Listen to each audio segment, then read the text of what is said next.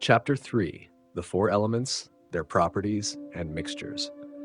There are four fundamental elements that make up all material things: fire, earth, water, and air. All things are composed not simply by their combination, but by their transformation and merging.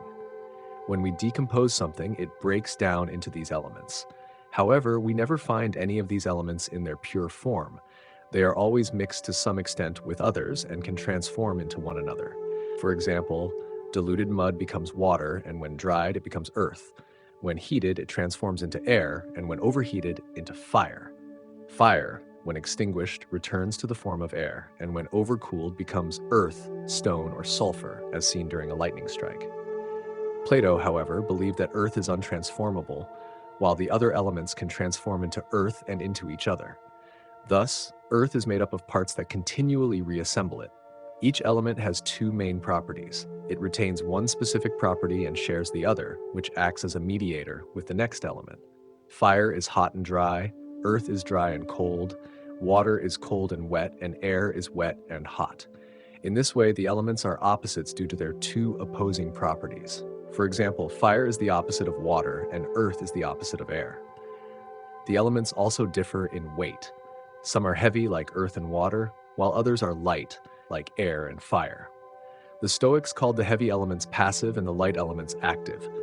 Plato distinguished the elements in another way, assigning each three properties: to fire, brightness, subtlety, and motion; to earth, darkness, density, and stillness. Based on this, fire and earth are opposites, while the other elements change their properties accordingly. Air inherits two properties from fire, subtlety and motion, and one from earth, darkness. Water inherits two properties from earth, darkness and density, and one from fire, motion. Fire is twice as subtle, 3 times as mobile, and 4 times as bright as air.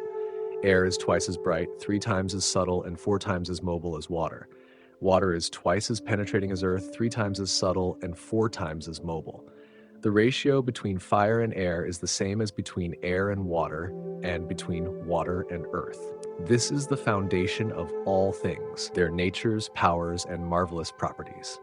Anyone who understands these properties and mixtures of the elements can easily achieve wonderful and astonishing feats and become a master of natural magic.